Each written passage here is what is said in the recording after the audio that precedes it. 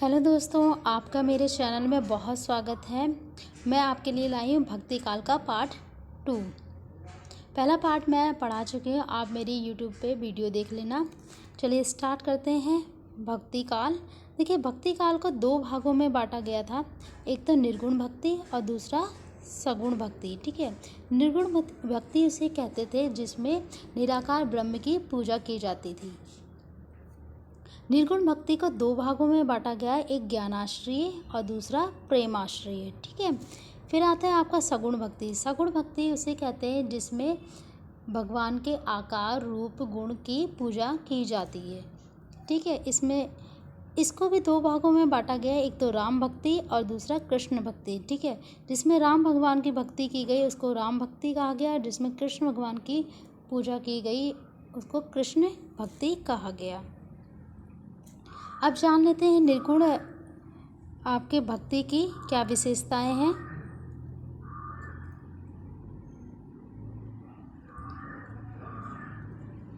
निर्गुण परम सत्ता को मानता था पर लीलावाद एवं अवतारवाद को नहीं मानता था। यानी कहने का मतलब है ये भगवान को तो मानते थे लेकिन उन्होंने जो अवतार लिए हैं, जो लीलाएं करी हैं, उनको ये नहीं मानते थे। ठीक है, निर्गुण भक्ति में गुरु का एक विशेष महत्व था। ये गुरु को बहुत विशेष महत्व देते थे। जैसे कि आपने कबीरदास का दोहा सुना होगा, गुरु गोविंद दाव खड़े काको लागू पाए, बलिहारी गुरु आपने गोविंद दियो बताए। ठीक है, तो ये दोहे से ही पता चल जाता है। वो कहते हैं कि गुरु और गोविंद दोनों खड़े हैं, मैं किसके पैर लागूं। तो वो कहते हैं कि गुरु आपने ही मुझे ये मार्ग दिखाया है। तो वो गुरु का महत्व कहते हैं ज़्यादा मानते हैं। फिर आता है आपका शास्त्रीयता एवं रूढ़िवाद का विरोध। जो निर्गुण भक्ति थे वो कहते रूढ़िवाद का विरोध करते थे या आडंबरों का विरोध करते थे, यज्ञ ऐसी चीज़ों को नहीं मानते थे। ठीक है, फिर आता है आपका निर्गुण भक्ति में ब्रह्म की साधना रहस्यवाद के अंतर्गत आती थी। ठीक है,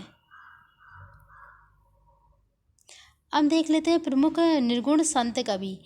ये कौन कौन से थे। एक तो कबीर हो गए आपके कबीरदास जी, फिर रामानंद, रैदास, गुरु नानक देव, मलुकदास, सुंदरदास और रज्जबदास। ठीक है, ये जितने भी आपके संत कवि हैं वो निर्गुण धारा के संत कवि हैं। ठीक है,